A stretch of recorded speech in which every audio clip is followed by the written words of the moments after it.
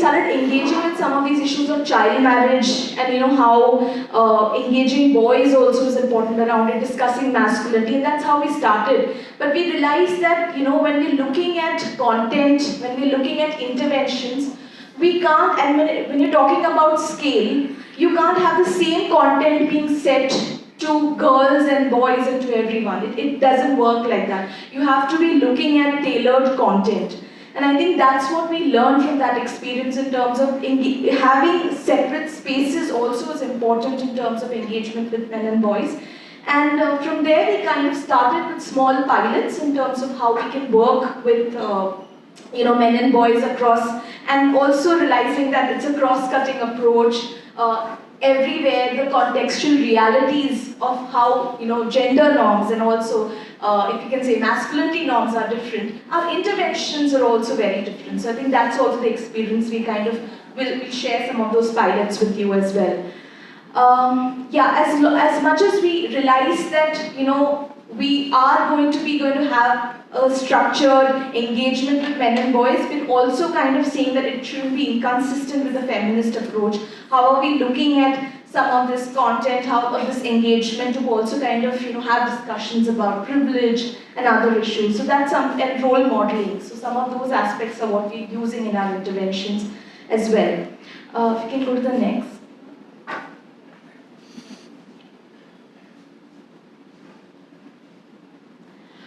On the work on positive masculinity, as I said, it is, to be honest, we've just developed an internal community of practice within UNICEF also, because we're all doing these pilots on engaging with men and boys in different spaces, and we felt it's important for us to learn better in terms of what is it that we can really achieve in terms of engaging with men and boys.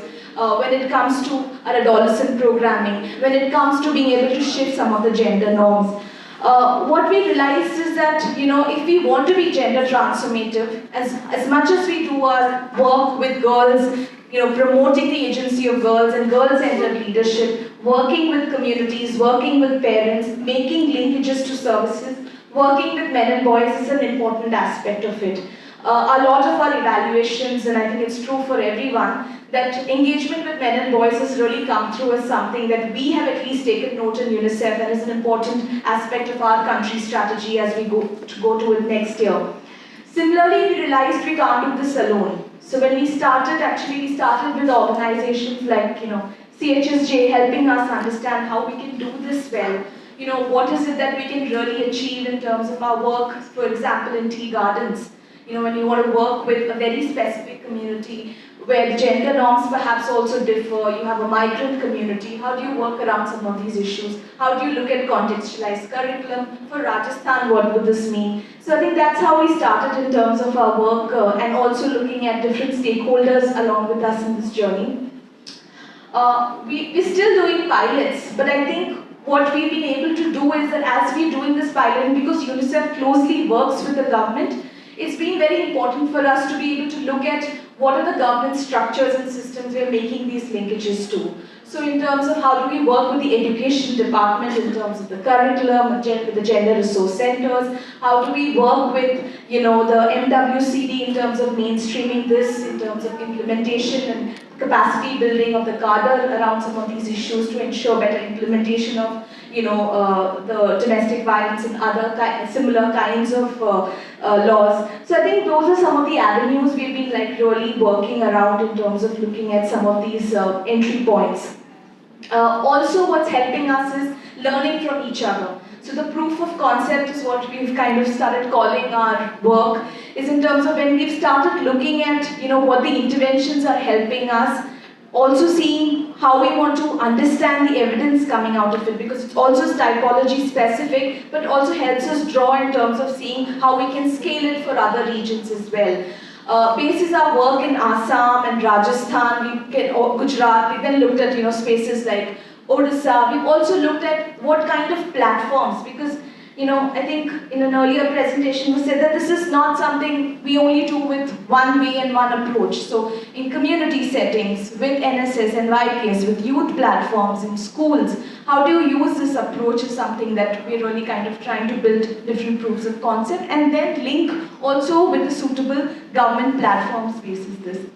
Yeah, so as I said, I think we kind of covered that we're really looking at, before we embark in it also, is what are the issues that we're really doing. Like for Assam, we start with the need assessment, understanding really what are some of the gender dynamics in the community, what do we really want to address, and what will it help us.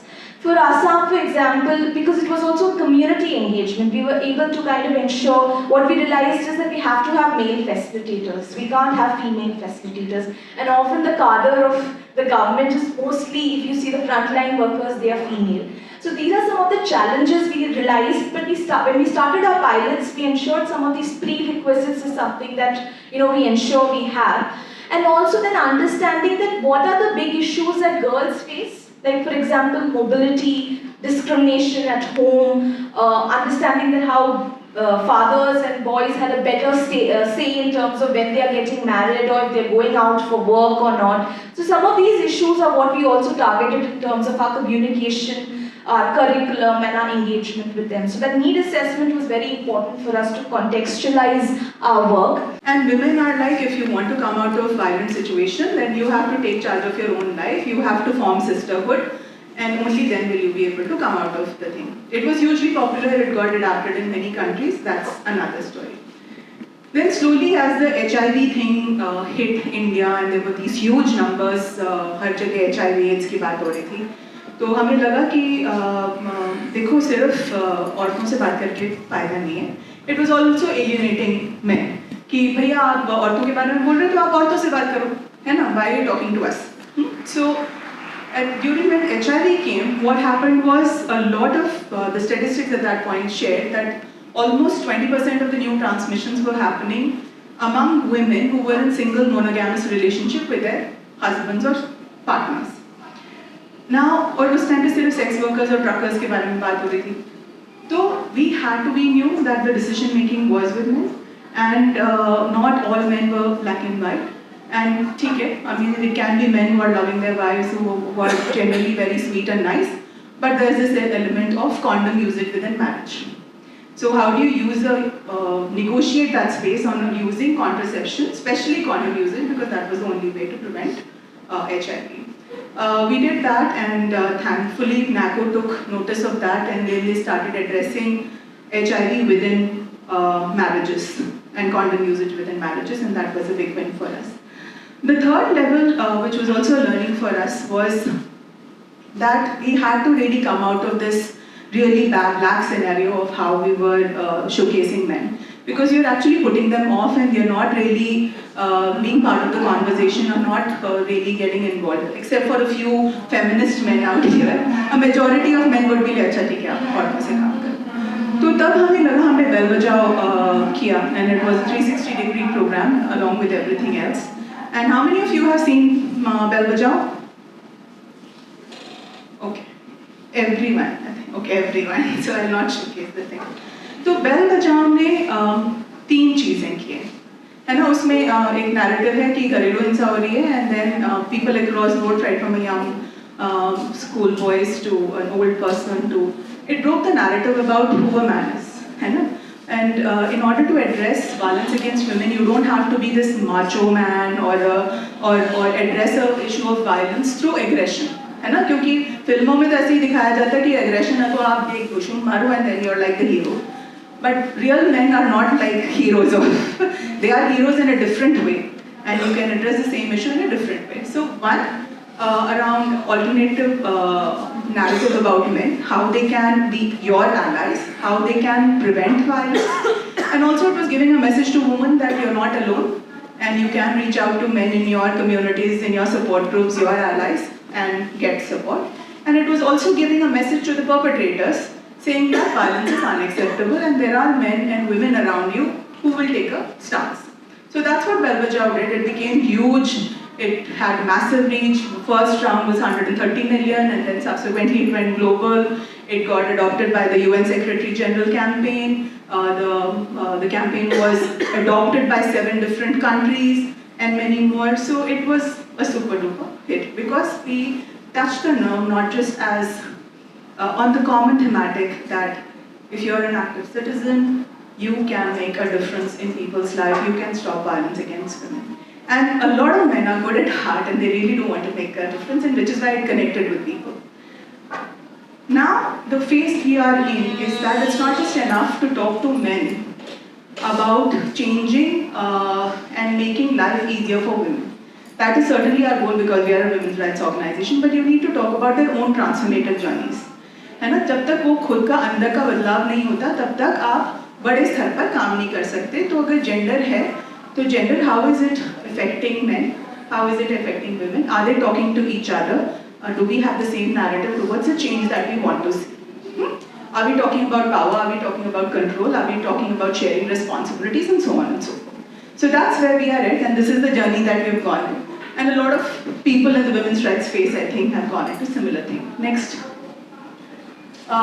ये bell बजाओ है, मैं नहीं दिखा रही क्योंकि आप सबने देखा हुआ है. नेक्स्ट. ये हमने सोशल नॉर्म्स के ऊपर हमने बनाया था. This was nation against early marriage. We had a tie-up with the Bihar government through UNICEF. It was a partnership which was on Chief Minister's campaign to end dowry and early marriage. की history किस प्रकार की है. We have a very strong feudal history. There are a lot of violence in our historical medieval periods. और छोटे-छोटे रजवाड़े, छोटी-छोटी communities, हर community की identity, उस identity से जुड़ी हुई प्रतिष्ठा, pride of the community, इन सब चीज़ों का implication हमारे mindsets पे बहुत ज़्यादा है, and that is where patriarchy has deeply entrenched itself. So we are trying to question and change that through our voice. So these are some glimpses. Next slide, please. So when we started working on these issues, actually our genesis of work started when we started working on the idea of child marriage, and we realized that in Rajasthan, unlike many other states, लड़कियों के साथ साथ लड़कों की भी छोटी उम्र में शादी हो जाती है. तो जिस तरीके से ये नॉर्म्स लड़कियों को अफेक्ट कर रहे हैं, उतना अधिक न सही, लेकिन काफ़ी अफेक्ट लड़कों को भी कर रहे हैं. And we realized that we have to work with both of them, and that was where we started thinking about working with boys. And then we had these consultations with boys, with men, with families, and so on and so forth. And we realized that if we have to talk about this whole idea of masculinity, of their role, etc., there are many things in which we can talk about. बहुत सारे aspects हैं, लेकिन अगर हम कहीं से शुरुआत करना चाहें, तो ये 3 areas थे जिसके ऊपर we could initiate our conversation. One, because they were very, very relevant to both boys, men, and also their families around, so there was least resistance path to work on these. And second, if we initiated with conversations on these lines, on the ladder of complexity, maybe someday we'll be able to talk about sexual and reproductive rights, right of choice, and actually be able to talk about other aspects also. So in that sense, although we believe that other components are also important, we've initiated the conversation with this. And our cohort, as you remember, is adolescents, so therefore these become more important for them. एक दूसरा मुद्दा ये भी देखने को मिला कि हर एक व्यक्ति का जेंडर को और पुरुषत्व को देखने का और समझने का अपना अपना नजरिया है. राज्य स्तर के अधिकारी उसे बहुत अलग समझते हैं, जिला स्तर के अधिकारी और समझते हैं, और जब हम ग्राउंड लेवल के ऊपर बात करते हैं तो बच्चों तक जो मैसेज जाते हैं वो बहुत अलग तरीके से जाते हैं. तो सब अपने अपने नज़रिए से इसको देखते रहे और उसी को ट्रांसफ़र करते रहे, क्योंकि शिक्षा विभाग का मानना था कि जेंडर विषय पर हम केवल इसलिए बात करते हैं ताकि लड़कियों का नामांकन बढ़े. उनका पूरा टारगेट नामांकन का ही होता था. बेहतर जीवन और एक संवेदनशील महिला, पुरुष, लड़के लड़की कैसे तैयार हों, इस बारे में उनकी सोच नहीं थी. नामांकन बढ़ाने को लेकर ज़्यादा सोचती थी. ये एक बहुत बड़ी चुनौतीपूर्ण बात थी. जिला स्तर पे जब हमने कार्यान्वयन किया तो हमने देखा कि जो टीचर्स 20 साल से इस विषय पे ट्रेनिंग ले रहे हैं, उनकी भी समझ अभी तक इतनी स्पष्ट नहीं है कि वो 2 या 3 लाइन में जेंडर के ऊपर बात कर सकें और बता सकें कि वास्तव में हमारी सामाजिक भूमिकाएं क्या हैं, रोल क्या हैं. बहुत मुश्किल होती थी कि कैसे प्रशिक्षण हमने उनको दिए हैं. प्रशिक्षण पे सवाल उठता था, सामग्री पे सवाल उठता था कि किस तरह की सामग्री तैयार हुई है. और राज्य स्तर पर अगर आप बहुत अच्छे स्तर के ट्रेनर ले भी आओ जो उनके साथ काम करते हैं या बात करते हैं, तो भी एक तो प्रशिक्षक का चयन और एक वो प्रशिक्षक जिला स्तर पे जिस तरह से दूसरे ट्रेनर्स को तैयार करते हैं, वहाँ पे वो मैसेज कितना पहुँचता है, ये बहुत बड़ा चुनौतीपूर्ण काम था। तो इसका परिणाम ये होता था कि बहुत ही इसको हल्के में लिया जाने लगा, इस विषय की गंभीरता को किसी ने समझा नहीं। तो जो सोच के बच्चों के साथ इस विषय पे बात करने का मुद्दा था, वो बिल्कुल एक तरह से गायब हो गया। तो ये हमको देखने को मिला। क्या आप लोग मेरी शादी में ज्वाइन करेंगे? तो शादी इसलिए मैं बोल रहा हूँ, ये मेरे लिए इम्पोर्टेंट है because I am a same sexual. तो सेम सेक्सुअल ज़्यादातर लोग शादी नहीं करता है, सिंगल रहता है। तो लड़कियों के साथ शादी करता है तो लड़कियों का जिंदगी बर्बाद कर देता है, ऊपर से खुद का भी बर्बाद करता है।